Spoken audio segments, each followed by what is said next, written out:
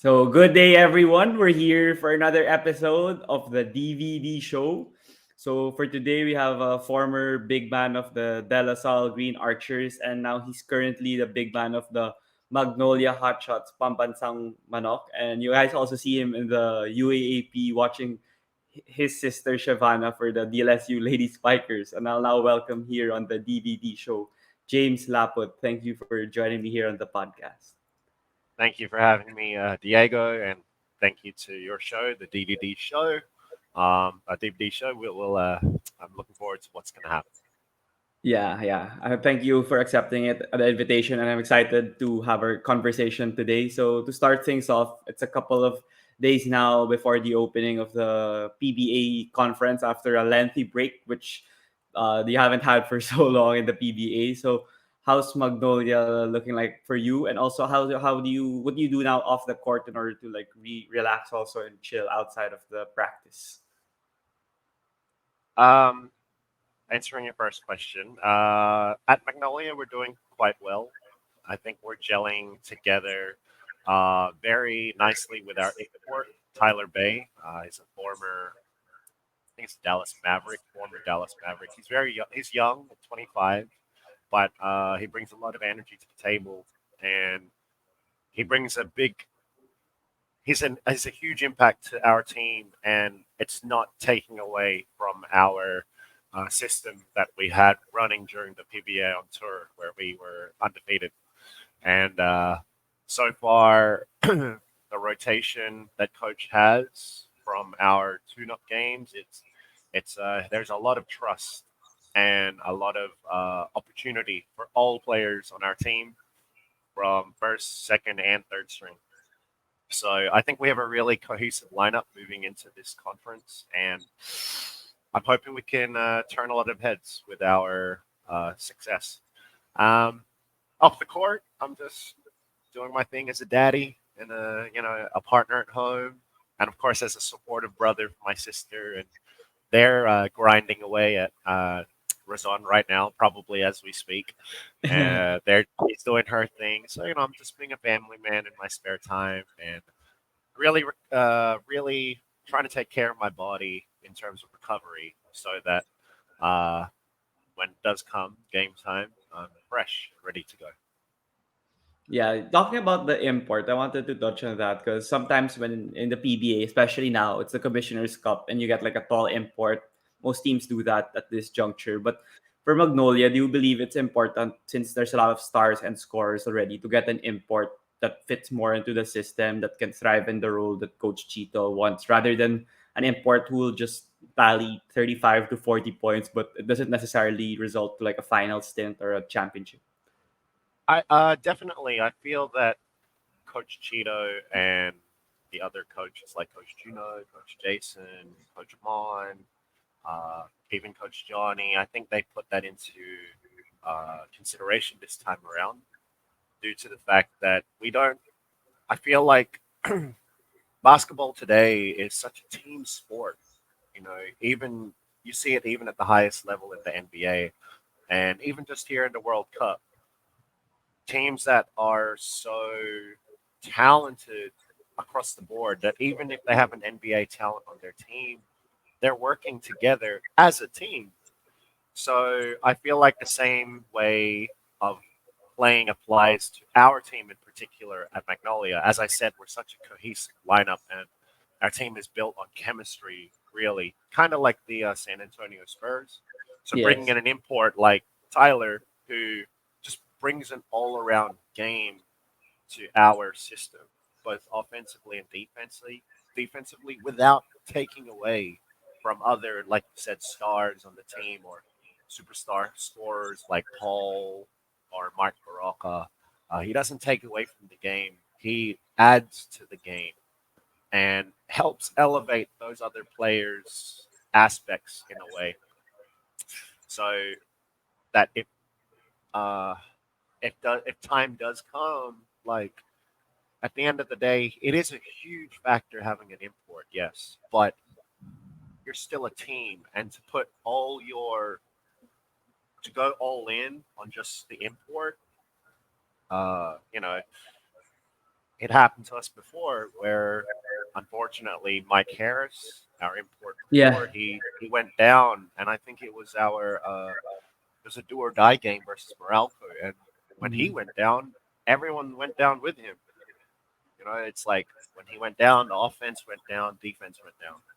At least with an import like Tyler, I'm not saying anything against him, but Mhm. it's like even if he has an off day, at least as a team, we can still produce and Mhm. come away with a win, have a chance of winning. Whereas having an import where they have all the usage rate and all the possessions, what happens if the import's tired? What happens if the import has an off day? What happens if the import gets shut down? That's when the locals step up. And I think we have a great balance of import impact and local impact with our Magnolia team right now. Yeah, that's a fantastic perspective from you because I agree that even if the championship teams have a go-to import, when it's down to like the final minutes, they also need to rely on their locals, and not every game will score over 30 or over 40 points. So that's a great fit for Magnolia in this upcoming conference. But you also mentioned a lot about your team and how the chemistry's been excellent, and one reason for me is, yeah, you mentioned it already, the 11-0 in the PBA on tour record that you guys had.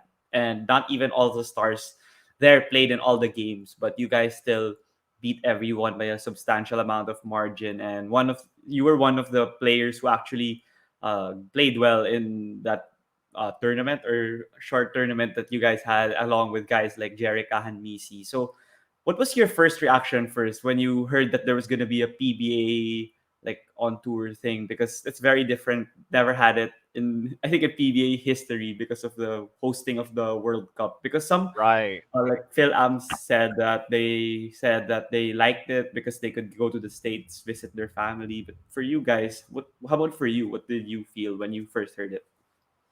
Well, when I heard the news that we were having that summer league per se, um, I was so excited because I know that it was a chance to prove myself, uh, not just to my team, not just to my coaches or management, but to the entire league. That and to just people like yourself, people that are tracking sport across social media or in their spare time. People that don't watch the game all the time. I wanted to come out there and prove myself to the Filipino world that no.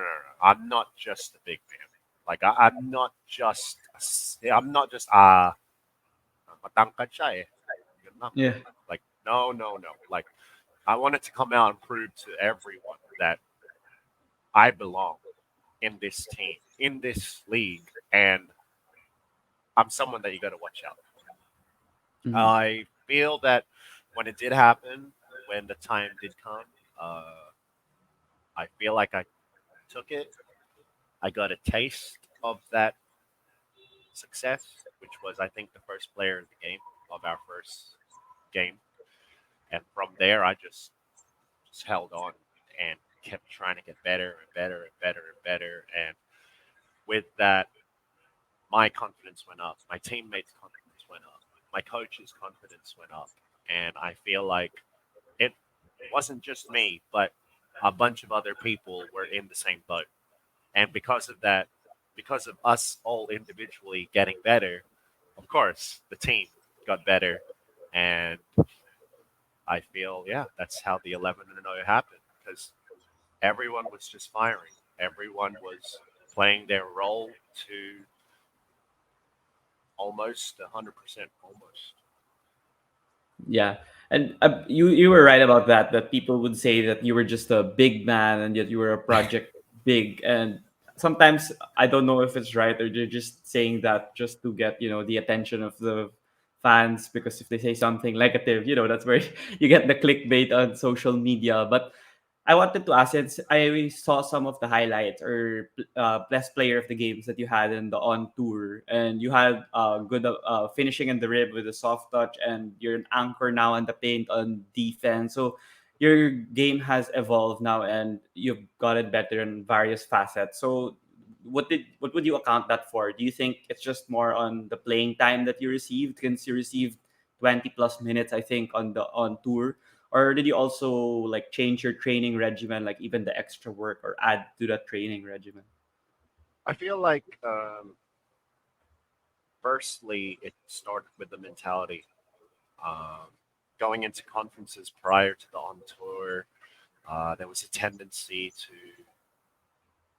almost have a relaxed mindset that, oh, oh, we have an import, we have Antonio Hester, we have Mike Harris, I can just take a back seat. Oh, we have, Ian's playing well, Rafi's playing well. Like, oh, I can just work, do my thing in the back. And I feel like, yeah, when it came to the point of this on tour coming up, that mentality really switched for me when I kind of told myself that no, it shouldn't be like this. I shouldn't just be coasting along. I shouldn't just be happy with the fact that I'm here, because our coaches and team talk about it a lot, where they say, "Look, you guys at Magnolia, so many other players want to be in your position. So, take every day as a blessing and work on your craft." And I don't think that really hit me until the end of I think it was the governor's conference with Mm-hmm. Antonio Hester going into the on tour. It didn't really hit me till that point where it was like, there is a big chance I will play. And if I'm going to be put on the court, I need to show what I'm worth. And that's really, yeah, the mentality switch. Um, and then also working on my being accountable for my weaknesses, which was at the time a lot of things. So, of course, I had to break down my game in my mind, do a lot of reflection. This was after the mentality switch. So I'm thinking, okay, what do I really need to work on so that my game can be better? And that was something as simple as just working on my hands, my free throws, and just my shooting, my touch. Because how can you be an effective player if you can't even catch the ball? Yeah. You know, like that's basketball, man. You got to catch the ball. You don't want if you can't catch the ball, how can you do offense or defense? You can't catch the ball on the rebound, right? You have to catch the ball on the rebound. So just simple things like that, and finding the right trainer, which was for me Better Basketball Philippines, if you've Oh heard of yeah, them. yeah. Yes. I think, sorry, LaSalle, but they are kind of working with UP right now, but they do outsource and they train other guys. Yeah. So, I'm working with Better Basketball, not UP. And Yeah. yes, a lot of credit goes to the Coach Paul there, and Coach Juno Solar of Mhm. our team, Magnolia. He worked with me every day. And essentially, yeah, when I started really focusing and channeling all my energy towards that mentality, which I talked to you about, uh, then that's when things slowly started falling into place. And I feel like it just coincided with the right timing of the on tour and just the overall plan for me. So, yes, that's Yeah, how it's a it worked out. combination. Yeah, combination of a lot of things and why you flourished on in the PBA on tour, even if that's only like 11 games.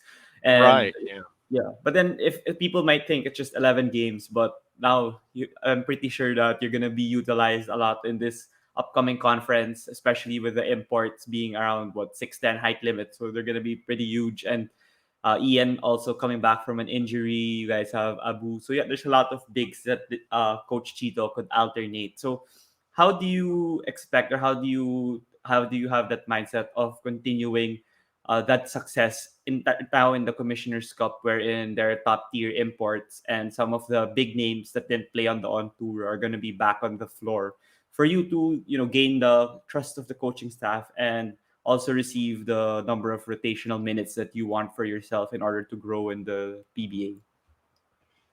I feel like moving forward into this conference, it's exactly that, keeping the same mindset, staying the track, and at the end of the day, it is yes, we're gonna go against stronger competition um, in the actual conference with, as you said, big imports, NBA caliber imports. But at the end of the day, I can't control those aspects. I can't control whether Jumar plays or not, or Christian Stanhardinger plays or not, or whatever. But as long as I can focus on my mentality and keep my mentality, which I have been doing during these couple of practices before the opening next Sunday, I've still been doing my job, playing my role, and as of now, I've been continuously proving to my teammates who are, as you said, complete now, and we're all back in action. I've continuously been proving to them and to the teams that we tune up against that no, James is a rotational player, and I feel like I'm a core player of the squad, and I'm going to be needed to hopefully get this championship in this coming conference. So I have a lot of confidence in my teammates, and I feel like they have a lot of confidence in me. And it's on me to not let them down by going away from all the all this experience that I've built up so far. Yeah. But I also wanted to ask, since you mentioned a lot of people like you with a big man, that size, and the ability to also play in the paint, and someone who's not really like complementary to what people say now is like modern basketball, where it's positionless and you need to be play five positions and have the ability to guard one through five. But if you watch the World Cup, like you mentioned earlier, the teams that were successful had a big man that they could still pass to on the paint and they could score. Like the teams that didn't have that had trouble, like Team USA. So there was team like Right, Germany and Serbia that still have a big man that would be effective, and there were even guys in the NBA that weren't effective initially, like Brooke Lopez or Jonas Valanciunas, but they developed their game in order to fit the style of play now in the NBA. So, what would you say is the are integral reasons on why people with a similar playing style as you still has a role in this kind of basketball, even if it's evolving, and why you guys will remain effective for the long run in any team? well, I feel that yes, basketball has evolved in the sense of it's gone away from five massive, sumo wrestler bodies in the paint to, Yeah. five slim down, can run up and down guys. They're all skillful, all talented, um, a good amount of the time can shoot the 3 pointer. Um, however, don't, I do also believe that having a player like, as you said, someone like Junmar, or a big that is really an imposing presence down low. At the end of the day, that is still a huge impact to the game. It's another aspect that you need to take care of defensively because at the end of the day, yes, basketball is very positionless these days, but if you have a dominating force inside the paint, like for example, let's say Shaquille O'Neal, you're not you, you have to stop him somehow. Yeah, and if let's say yeah, you do have a stretch five that's able to rain down threes on the offensive end, but we also got to go down to percentages. So that person might be shooting a 3% clip at 30% 30% field goal percentage. However, you have a dominating force that's in the paint that can score at 80% every Mhm. time they get the ball with a possibility of a foul. The other team also gets in the foul trouble. So now you're lying for penalties. So you Hmm. see, it's not all. I feel like it's not all like, okay, wow, that person's a five that can shoot 3 pointers. Wow, he's really good. Like he's way better than that guy who can't shoot at all. Like I don't feel like that's a very biased opinion in that sense. I feel like if you look at basketball in that sense, because all it's not completely that. Uh, it's not completely like, oh, he can't shoot, he's not good. Like, but you have to see what else he can bring. Now, if you can't shoot, you can't catch the ball, you can't move, you Yeah. can't do a lot of things, which was me before. Then okay, yep, all right, I understand why you probably don't think he's very good. But if okay, he can't shoot, but you see what he's doing. He's setting good screens. He's passing to the open man. He's tipping the ball. He's getting a lot of rebounds. He's sealing the person deep so that someone just has an open layup. So yeah, I do feel like that person that can't shoot can still be relevant in today's game as long as he's still doing the other things to a very high or vital level. If you know what I mean, man. Oh, I'll give you a perfect example in the NBA is Draymond Green. Yeah. Draymond Green, like he's not known to be a 3 point shooter, but you see all the other stuff he does. Like Yeah. he'll get Steph Curry open on threes, whether it's a screen, a pass, a tip, rebound to him, God knows what. So he's still relevant. So I don't see why someone like me or non-shooting big man can't. Yeah, I agree with that sentiment. And it was magnified in the World Cup when the big men were the key factors when Germany beat Yeah, USA. that well, Did that was look, crazy. Who was that? He just went to work on what was it? Austin Reeves. They yeah, couldn't guard him in the post. It was yeah. crazy. Right, I remember that. Yeah, that Germany did go because USA would like 100% switch all the pick and rolls, so they'd find a way to pass it Yes, big. And even if they're not the most like talented big men, they'd find a way to put it on the ring with the like guy 5 inches shorter than them. And it's still you need players like that. I mean, yeah, as you said, they're not like completely unskilled or less skilled than the USA players, but then if you leave them, they'll score easy 10 points on you if you don't adjust or they'll still utilize their height and their skill set in a way that you didn't expect them to maybe entering the match. So yeah, that's why I think. But moving on to yeah, Magnolia and without a doubt. people yeah, people would say that Magnolia still has a missing ingredient or a missing piece and why they haven't won a championship. And people, yeah, have criticisms on them. But since you guys were 11-0 and you guys are extremely deep now heading into the conference, how would you like contradict these doubts or these fans that say things about Magnolia every time that they lose, like in the semis, that oh they Yeah, still need this, they need that, or they're not working? Yeah, what would you say I is think now like the reason why you'll succeed? what was it? What's the term they throw around? Is it intro boys? Intro boys? I think that's what they call us. Yeah, Intro boys. I yeah, don't even know what that is, but yeah, well, I think for the longest time, or as long as I can remember, we have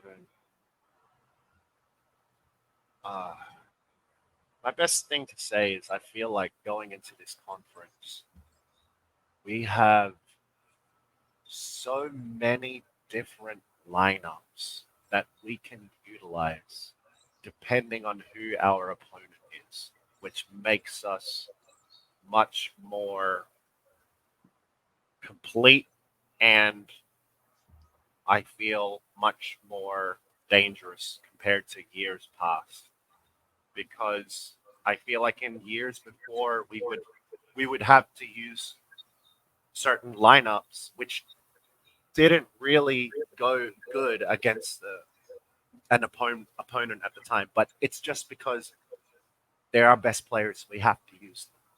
We're going to throw them out there, and we'll see how it goes. But I feel like with the team we have going into this conference, as I said, the trust is all around. One from player 1 through 16. So if we go up against a team which is fast, we can throw out a fast lineup which is very effective and still very dangerous. We can throw out a fast lineup with three guards and two smaller big men, or a power forward, or the import and a small big man. But then we go up against a team which has like Junmar and the big import. We can throw out a lineup which has two or three big men and still be dangerous and fine. So I feel like going into this conference, that's the different edge we have, which is I feel we're complete no matter what lineup we throw out there.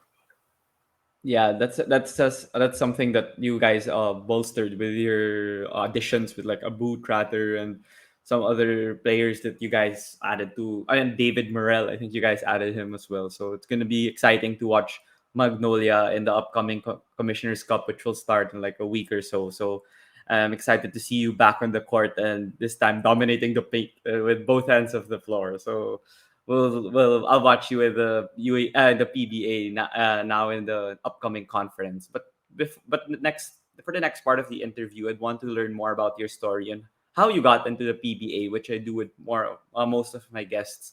And I read before the interview that you were a late bloomer in basketball. That you only played it, I think, when you were a teenager already. So how was your upbringing and childhood like? Like I know you're Phil Australian, so were you born in Australia, and what were like your daily childhood activities like since you weren't into basketball yet? Well, yes, I'm Filipino Australian, but both my parents are Filipino. I was just born in Australia. Oh, okay. Um, yeah, same parents as Shavana, my sister, the lady spiker. We have the same Mhm. parents, but same thing. We're both born in Australia, born and raised. Yeah, growing up, I actually did mainly taekwondo as as growing up from I think from the age of 6 until about 16, 17. I was really doing taekwondo. It's a long And what? time. Yeah. Yeah, I ended up, I became a first dan black belt instructor. Wow. But when it came to obviously the point of okay, do I keep doing taekwondo or pursue basketball in college? I obviously chose basketball. But I really didn't start touching a basketball until I was age 13, which I know is late compared to people in the Philippines or Mhm. I think around the world. So yeah, I started late in terms of basketball. So my hand-eye coordination was very bad. But um, I was, if there's something I accredit to my current skill set today in the PBA, which is I feel like I'm a very good facilitating big man. I'm Okay. very good at reading, making the right pass to open teammates. Um, that I feel like is a trait I got from learning basketball in Australia from that young age. Mhm. I was always on teams where it was structured per se. There was a system. So the, as a big man, I would essentially get in the post and already be looking to pass it out to shooters. So doing that from the age of 13 until now, I feel like it's added to my game a lot. Um, but yeah, I was a late bloomer in that sense of basketball. I feel like I was a late bloomer. Um, did you say you wanted to know more about my journey, or was that it? Yeah, sure. You Uh, could expound on it. um, so yeah, after that, I ended up getting onto some of the state teams in Western Australia, my hometown. Then when I came to the choice of deciding basketball, I ended up going to America at West Oaks Academy in Florida. I went there for about 3 months, got an offer to play college ball. I ended up playing college ball for 4 years in America, uh, Young Harris College in Georgia. Made some great friends. Actually, found my best friend there, Seth McCoy. He's a shooting coach, or he's a shooting TikTok superstar now. Oh, Does a lot okay. of shooting streaming. His name is the Six Shooter. Um, But yes, he I met him there, and it was at that point in my senior year that some Filipino, I feel like coaches started reaching out to me. One of which ended up being UP. Um, Mm. UP, which at the time was Coach Bo, Yeah. and he they reached out to me, and they actually visited me at my college in America. Um, and at the time, I had no knowledge of Philippine basketball at all. Like honestly, I didn't know Okay. any. I didn't know how huge UAP was. I didn't know that it was such a big deal. Um, and when they came out to visit me, I honestly didn't think anything of it. I was like, okay, this is normal.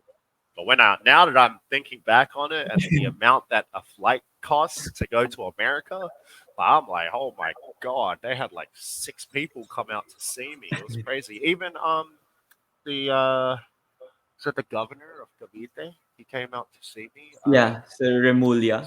Sir John Vic Remulla, Yeah. yes, he came out. So Yes. looking back then, I'm looking now. Back then, I'm like, damn, that was a big. Oof, they that was huge for them to come out to see me and offer me. And then I ended up going with LaSalle.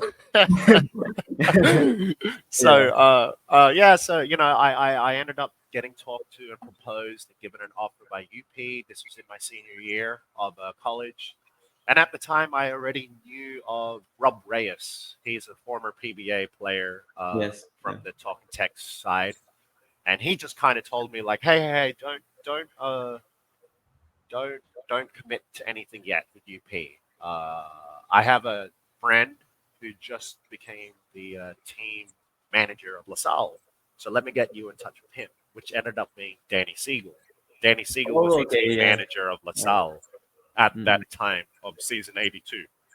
Mm-hmm. So Danny was kind of working, doing what Bus Dunting, rest in peace, Bus Mm-hmm. Dunting wanted, which was Bus Dunting just wanted a whole revamp. He wanted a new coach, he wanted a new team manager, he wanted new players, and obviously the coach, which was Coach Jermaine Bird, the American, if you remember Mm-hmm. him.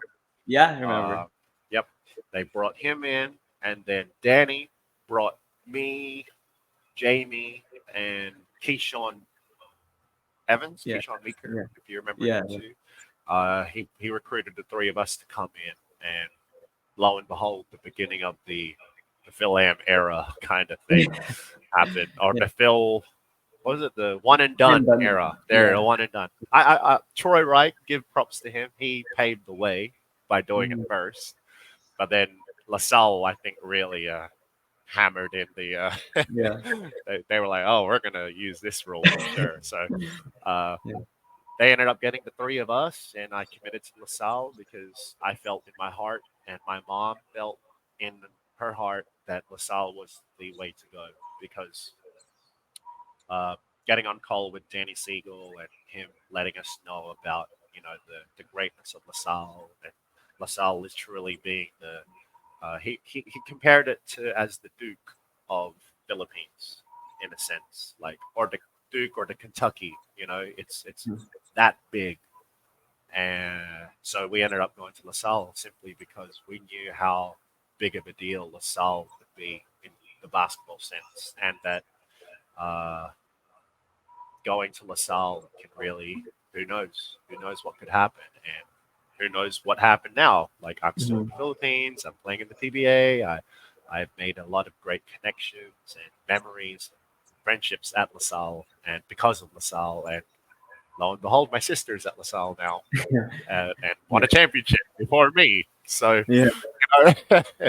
yeah, that's my story. That's pretty much my story, man.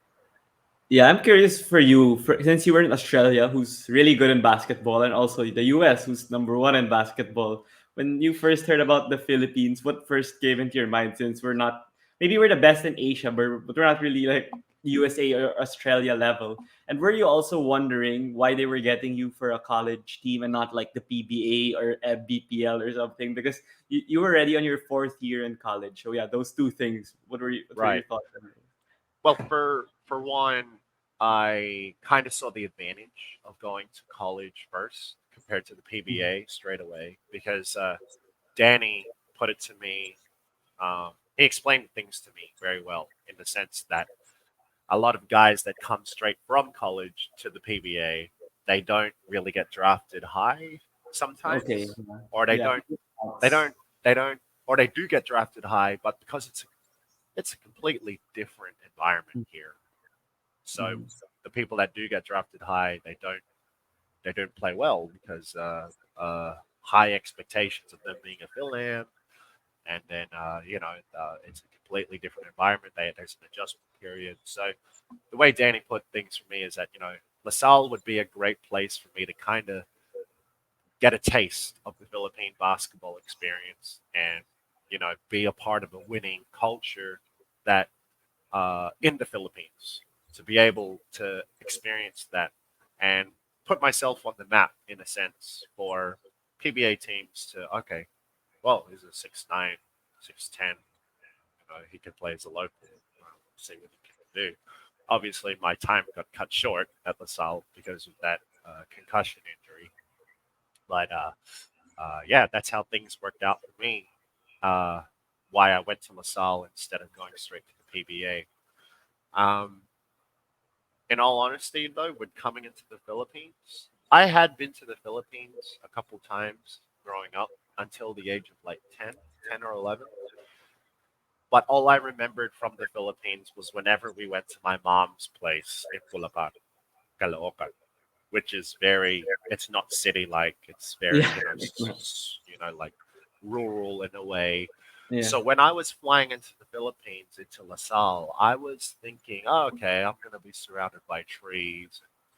There's not going to be a lot at all. I feel like this basketball UAP probably going to be playing outdoors or something.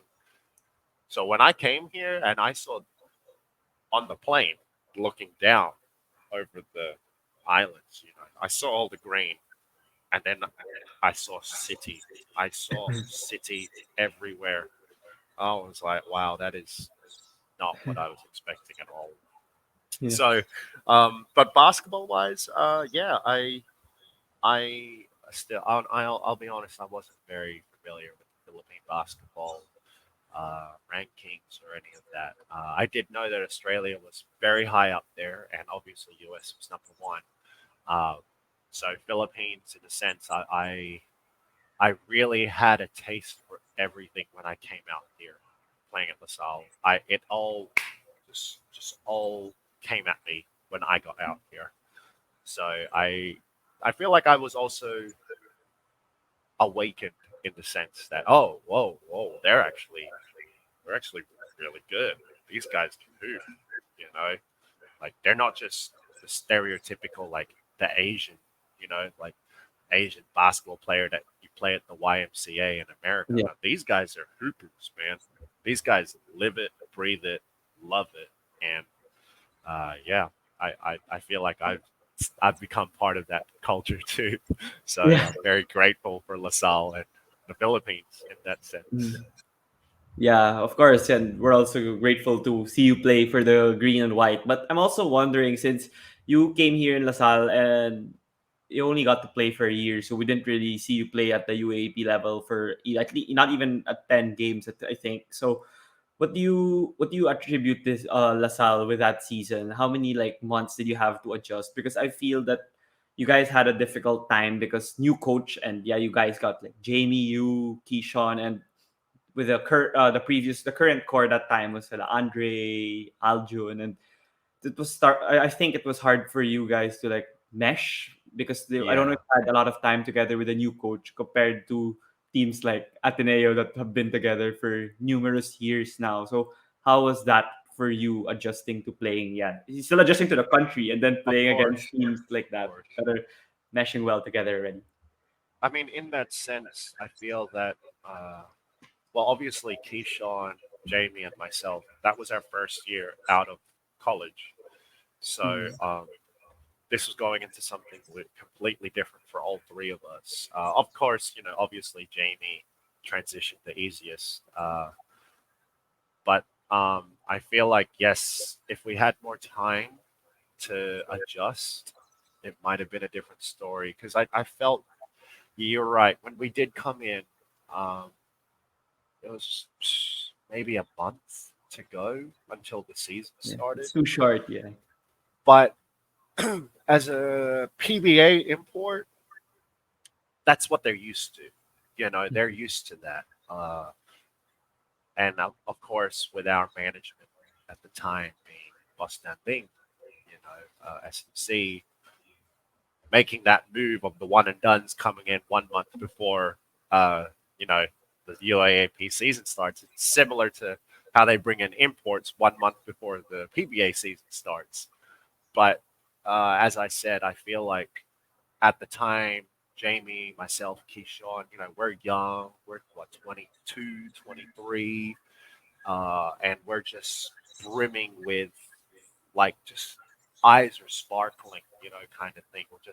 We're just coming in ready to play the way we played or we're used to in America, and obviously that needs a very big adjustment period, transition period for such young blood, new blood in that sense. Um, so I feel like, yeah, if had we had probably if we played that fill oil, I think there was a fill oil that Mhm. happened Yeah. Usually, um, yeah, it is. two months before the season started. We might have been really way better off because, as you said, there were guys on that team, the core already, Balti, Karakut, Yeah. Alessio. They had already just had a really successful fill oil campaign, fill Hmm. oil tournament campaign with guys, I think like Gabe Capaccio, Yeah. uh, some guys that got cut and they ended up going to Benil. Yeah. They Corteza. had Corteza, yeah, the Corteza. They had like two or three guys that were, or and he's in the PBA now, Blackwater. Uh, Josh Doraldo. uh, No, not him. no, he's I think a Nigerian guy. Mark Dyke. Dyke, yeah, they had Dyke Yeah. as well, Yeah. and I think he was a senior. Yeah. So, they had guys that were they meshed with, and they had a thing going, and obviously with you know three new guys coming in that Mhm. are possibly starter caliber players, it just changes everything. It just they got to learn the system that not just the system, but you got to learn everyone's tendencies, personalities, and it becomes so different. Maybe if it was just one and done, it probably is a lot easier because it's like imagine just one import, but you got three imports that you just got to kind of just change everything. It becomes a really hard thing, and when the rest of the team as well is still young, and everyone is we're all still in college, so we're all just trying to get trying to do our thing in a way, then it becomes very hard to beat a team like Ateneo, who is built on that chemistry and that Tab Baldwin together, one big fight mentality. So yes, Yeah, and I want, since you mentioned a lot about the team and how it's difficult to ingratiate like three one and done players to a team that has a solid nucleus already. I wanted to ask more about how Coach Jermaine tried to adjust, since he knew already that there's Coach Aldin, Coach Bo, Coach Tab that had the system that they've been implementing for numerous years. So when you guys came and he had that team also with Sila Balti, how did he try to like fast track it like in a month in order to try to make you guys mesh together? But what were like the troubles also that you guys ran into that you tried to overcome, but it was too little too late, since it came down to that last game against UP wherein you could have won, but I think Encho missed the last shot, and if he made it, he could have made yeah, it to the final four that season. yeah. I think it was exactly that. It was we just he really it became a point where you had your what 11, 10 players that were still retained. They Mhm. all know the system. They all know the defensive schemes, the pick and roll schemes, the offense, and then it became for maybe a solid couple of weeks like Oh, okay, these three guys. All right, all right. Oh, okay. Let's just, all right. Let's redo it. Let's redo it. Let's redo the redo the drill. So it's just like it becomes for us new guys. It's like okay, we're learning, but then for the other guys, the Aljun and Andre, it becomes repetitive. Like oh, we're doing it again. We have to tell James again. And then obviously, as a coach, Coach Jermaine, I'm sure he really tried. He really tried to make us three feel comfortable, even though we were really taking the time to learn. He was really trying to make us feel comfortable, but without stepping on other people's shoes, because it's like he knows if he shows too much attention to us three, then the other 10 players might get a little bit dampot in a way. Mm, You know what I mean? So mm. it was a very hard balancing act. And I guess, yeah, as you can say, it came down a lot of the time, a couple of the time, it would come down to those crucial possessions, crucial shots, which could have been avoided had we have been able to find that balance as a team before those games were to have occurred. Because, had we found that balance as a team, then we might have blown out some of those teams. We might have been fine. We wouldn't have had to come down to a crucial shot or possession. You know what I mean? So yeah, there was a lot of things I could have gone differently in that. I feel like that UAAP stint, and of course, me getting injured didn't help at all either. So Mhm. uh, me and Keisha. So there were so many factors, but that's what happened. That's how it was. Yeah, talking about your injury, like people are maybe might not be as aware of what happened, but I think I heard about it from my friend because he's part of the baseball team, I think, and you guys were practicing in the court and he was in the gym.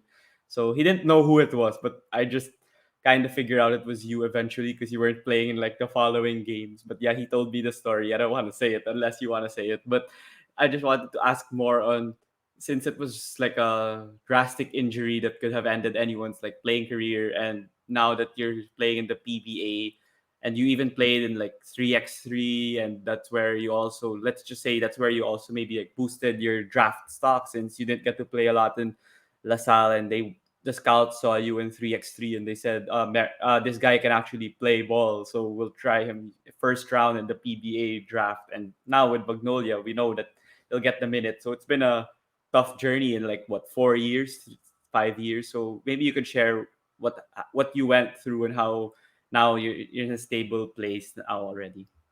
Yeah. No, I'm fine with sharing it. The news is already out there. Um, Mm-hmm. it was a freak accident. Your friend was right. I ended up. I had a two-handed dunk on fast break. Mm-hmm. What happened? I think I jumped from not the free throw line. It wasn't Michael Jordan, but it was far. It was far out, and I jammed it with two hands, and I went to hang on the rim, but my momentum was carrying my legs forward. So imagine I'm hanging on the rim. My lower half of my body is Yeah. continuously going, and my grip on the rim slipped, and Mm-hmm. as my body kind of flipped its way up because of the momentum, I fell onto the back of my neck, Mm-hmm. and because of that, I ended up blacking out. I ended up having I had a blacked out for a good time. I'm not sure what the time is anymore, but during that time that I was knocked out, I had a seizure, Oh. like like a Yeah. like a possessed Yeah. seizure, and all my teammates were like, I don't think some of them were crying, but Mm-hmm. they were like that was the most horrific Yeah. thing they've probably ever seen. Like, I think that's what Algin and Andre were saying. If you ask them Mm-hmm. or interview them, they'll tell you that it was bad. So yeah, Mm-hmm. when I came to, I kind of saw everyone huddling. I was like, oh, practice is done. Like for me, it was like, oh, for me, it was just like I just blinked. Yeah. Yeah. That's what Yeah. it felt like for me. I just blinked, and when I blinked, everyone was huddled. in the middle of the court. Mm-hmm. And Danny he was like squeezing my legs. He was like Mm-hmm. pinching my legs, squeezing them. And I'm like, what are you doing? You know, Mm-hmm. like, stop. And he was like, I was pinching you and squeezing your legs to make sure you could feel them. Because there was a PBA player before, um, I think on Pure Foods before that. Eugene Tejada. Yeah. Was that him? And he got Yeah. hit by accident by, I think it was Yeah. Mick Panisi. Yeah. Mick And Pinisi. the guy fell on the floor and ended up being paralyzed from here down. Yeah. So yeah, Danny was just telling me that it happened to that guy, and he was just making sure with me. Um, so yeah, that cut me out. I was cut out from UAP with concussion protocol. They wouldn't let me play for I think a month. They wouldn't let me out of my Mhm. room for a week. I was in Wow. total darkness for like a week, and after that, when I came back, I wasn't allowed to do any exercise or touch a ball for I think a month. So when I finally started doing like defensive slides, I was frail, I was weak, and next thing you know, I was getting ready for the PBA D League and got drafted. Practiced for 1 month with Marinero. This is still the end of 2019, going into 2020. The volcano erupted, Tal volcano erupted. We practiced a little bit more, played one game, and then the pandemic hit. You barely played in the D League. That's one game Yep, I only. played one game in the D League. I think I logged in about 15 to 20 minutes. They got like 9 points and 5 or 6 rebounds and a win, and then that was it. That was it. That was my career in the D League done. We had the pandemic, and during the pandemic, I lost all my athleticism, all my weight. I lost all my basketball skill, whatever was Mhm. left, because I was not touching a basketball. I was in the Philippines. My partner, my wife now, she was pregnant, so I was just at her place in Marikina. I was just tending to her all the time. So by the time the pregnancy happened, which was the same time the draft happened, Terra Firma took me in. They I think they took a risk, I guess, in their sense. They took a risk in drafting me. And ever since then, I've just been working on myself again to get back to that point and get even better than when I was at that good athletic point. Um, I'll be honest with you, my athleticism now is less than than my pre-concussion. Mhm. Uh, when I was at LaSalle, my athleticism then was a lot better than my athleticism now. Mhm.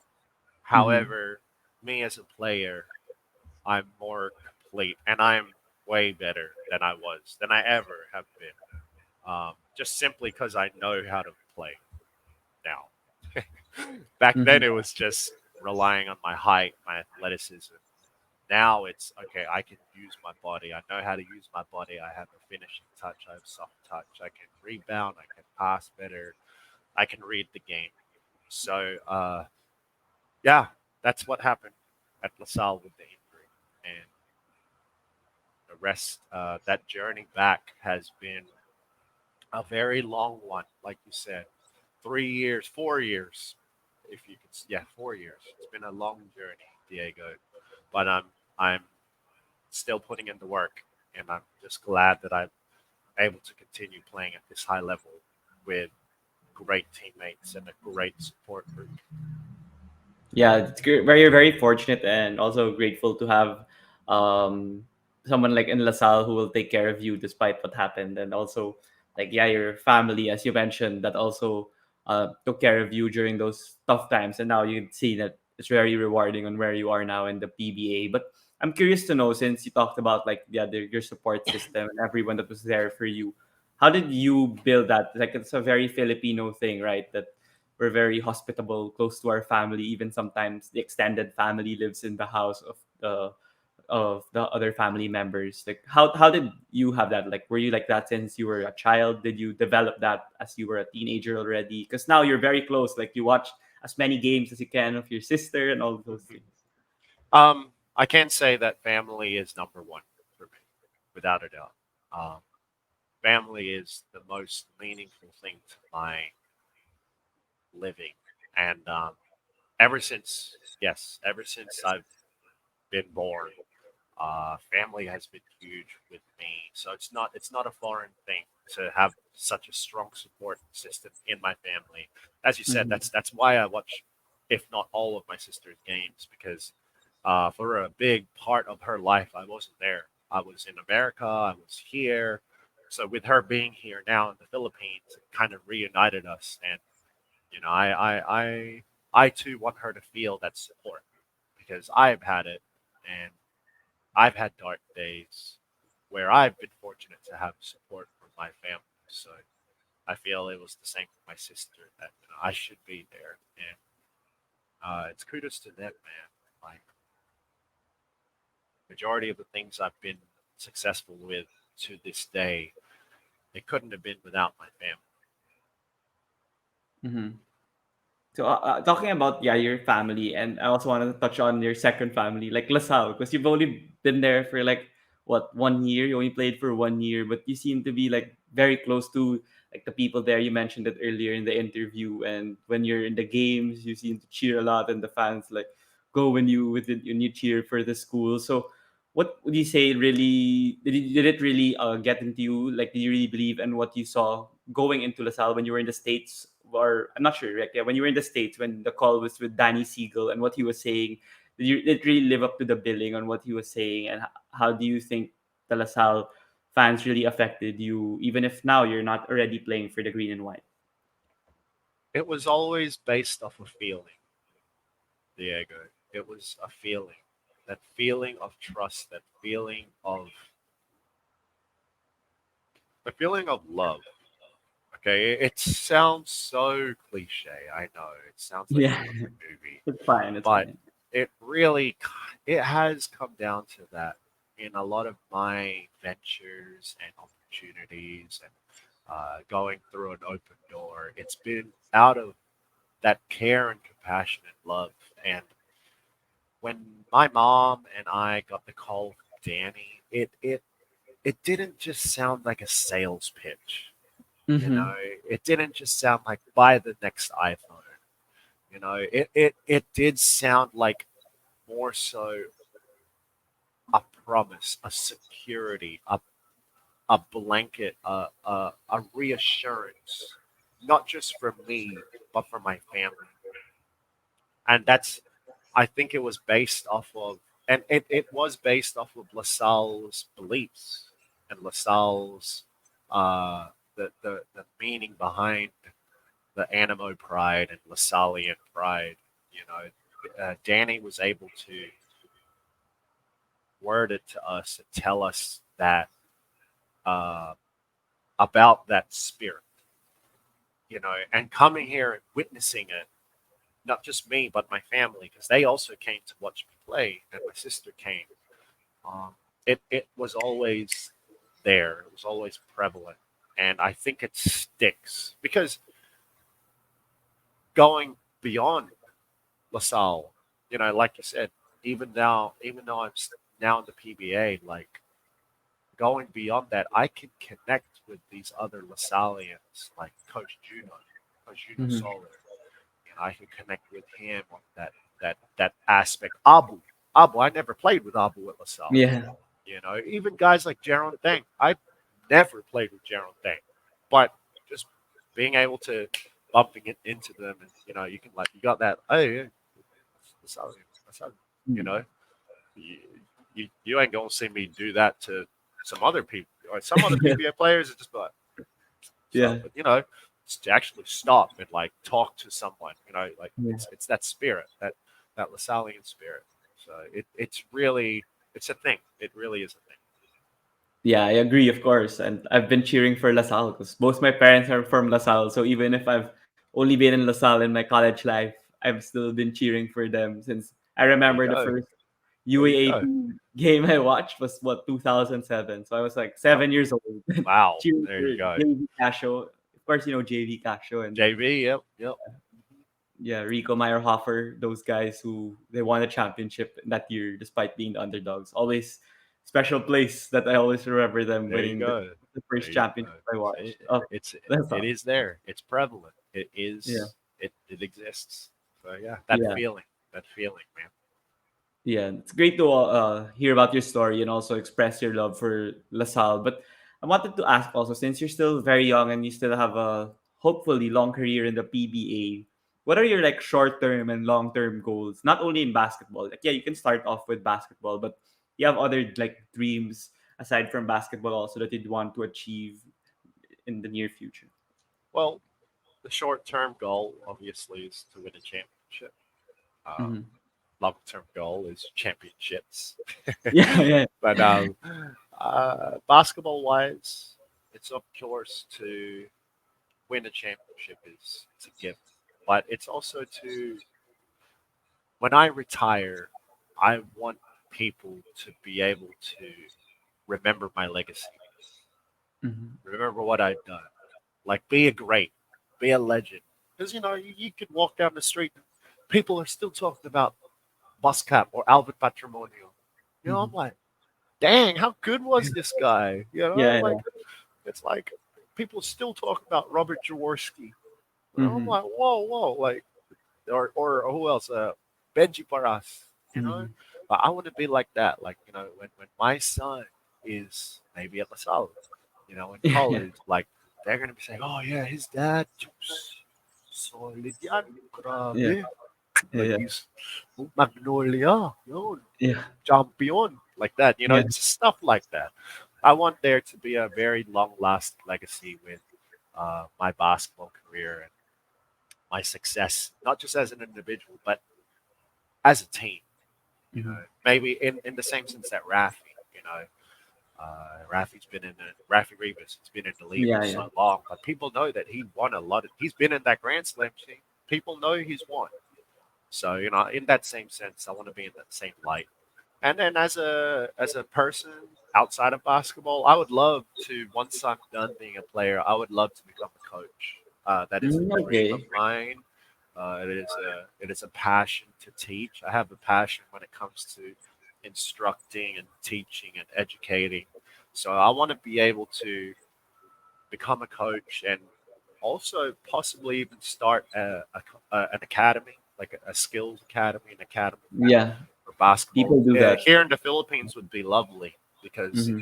hopefully by that time I'm established and I have a house paid for, all that kind of stuff, Hmm. and be able to still educate and for the love of the game, be a part of the game in that coaching sense. I would love to be that in the future.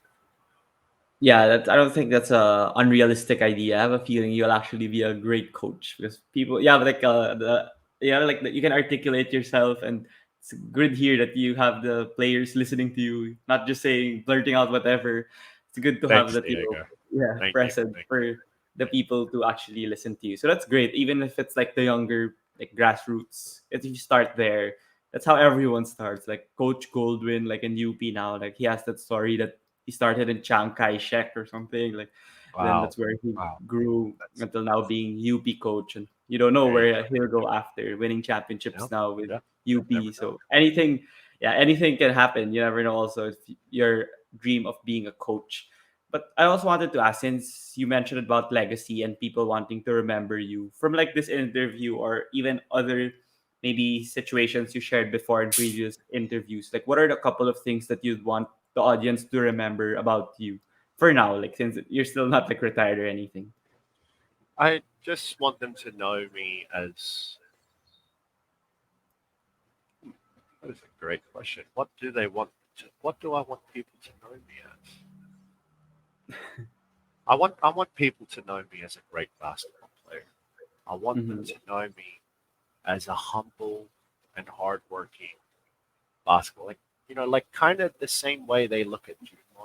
Like, oh, sobrang mabait siya. Pero ang lakas sa loob.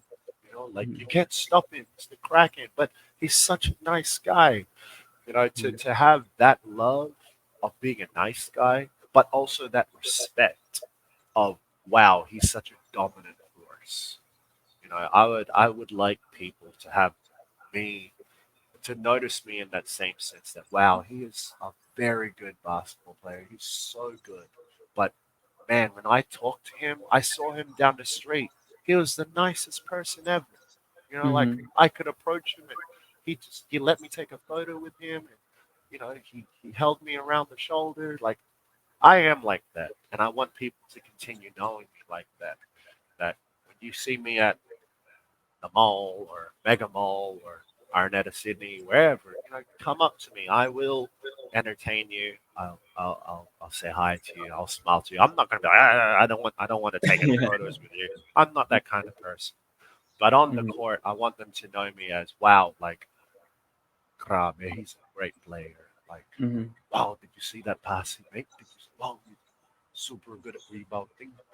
So, Mm-hmm. that's how I want people to know me as just as a great person. Yeah, that's a excellent answer, and I agree also that most of the basketball players would aspire to have have a great person reputation. Well, not everyone has, but that's like the Yeah. utmost goal that you'd want to have when the people mention your name when you're like a couple of years down the road. So before we wrap up this episode, I want to thank you again, James, for coming on the pod. I asked a couple of questions to my guests, and one of it is I'm pretty sure you know that. And during the NBA bubble, that's when the players in the NBA were more vocal with their social and political issues. And here in the Philippines, we're more timid or shy in expressing our opinion on that matter. But in the elections last year, people were more vocal with some of the things that they do, and also during the pandemic, whenever they disagree with something, they'd be more vocal. But syempre, it's still different from the people in the states. So, in your opinion, what's your opinion on athletes, sports personalities, and media expressing their views and their opinions on their platform or amplifying their voice? Because some people would say that, oh, you're just an athlete, why are you saying all these things? Like, it's not even yours, you're not an expert in that, so why would you express your opinion and other things like that? Well, to those people, I would say, why do you get to express your opinion? Yeah. If you're, I too am a person just as you are a person. So you get to express your opinion. I get to express mine.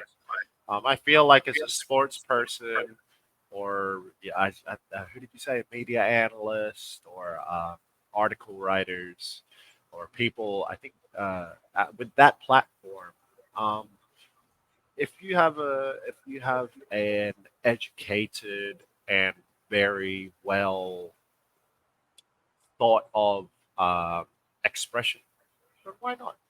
You know, as long as it's professional within certain boundaries, and it has your as I said, educated opinion, then go ahead, express it because everyone has a voice, everyone has a say. You shouldn't be criticized or put down for something you say unless it's something like completely stupid. Then Yeah. like kind of like me when I said that thing during the shaky Super League. All right, that was all right. That's uncalled for, James. Did Yeah. you really think that one through?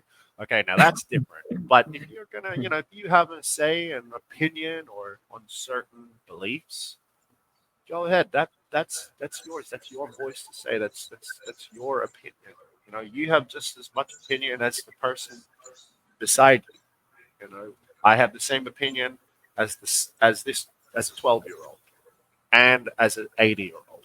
We have the same opinion. We have the same right opinion. We have the same opinion. We have the same right to speak. So Hmm. speak. Do your thing. So as long Yeah. as it's thought through, educated, and you can live with the consequences, then do your thing.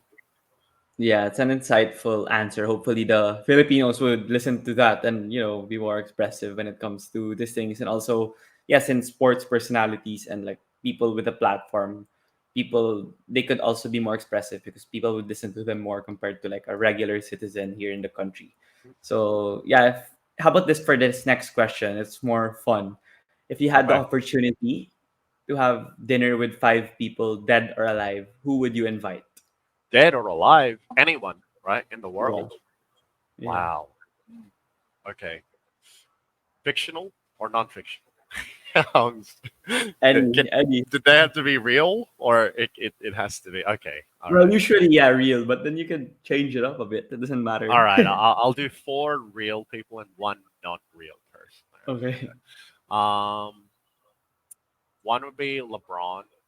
I'd love to know like how he was able to sustain this for so long. His Mhm. performance, his game. LeBron for sure would be one. Two,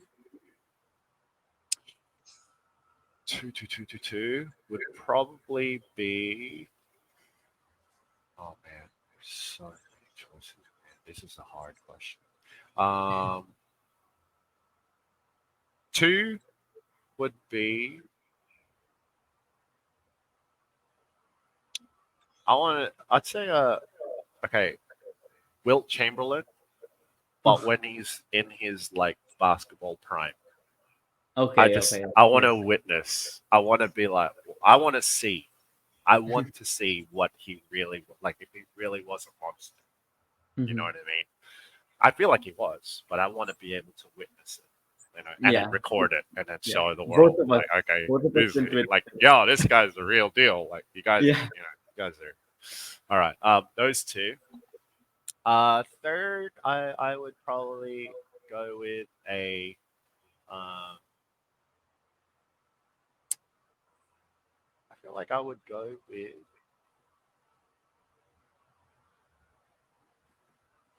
probably go like, Jesus, that would be cool. Jesus Christ. Yeah. Uh, Yeah. A lot of people said Jesus Christ already on the show. Jesus Christ would be Yeah. really, that would be really cool. Like that would be really cool. Yep. Jesus Christ. Four, I would go with. That's kind of hard because four would be kind of hard because I don't know if we could understand each other. But if he could speak modern day English, be pretty cool. King Arthur, be cool. Oh, okay. Yeah. 'Cause I Yeah. don't think he would be speak. He'd be speaking whatever that language was at the time. We're assuming you can understand each other. And then number five would definitely be one of. It'd have to be a Star Wars character because Oh, okay. That's why you I were love asking. Star Wars, and we've been watching Okay. Star Wars lately. So probably, but be a dark side. It'd be from the Sith. So I'd like to kind of talk to Darth Sidious, the Emperor. Okay. Okay.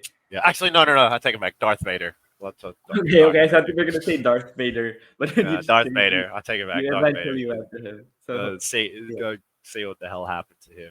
Yeah, go through his mind, learn some, learn some stuff. But yeah. There you Yeah. go, man. Those would be my five. Yeah, it's a well thought of list compared to the others. Because the others they try to like first thing that comes to their mind, but then you actually thought about it and Yeah. Because first comes to mind, I'm like, all right, they're all like five basketball players. okay. Yeah, that's what happens when I interview basketball guys. So yeah. But then for the final question, I asked my guests if I ask you who would you suggest that I would invite here on the podcast, since you know that I'm like aspiring to be someone in media, like a broadcaster in the future, like who do you see me interviewing here on the podcast that would have a great story to tell, or that would be a fun person to talk to? So doesn't necessarily need to be basketball, but it could be any athlete, maybe local, so that it's more attainable for me to Mm-hmm. talk to them. Yes.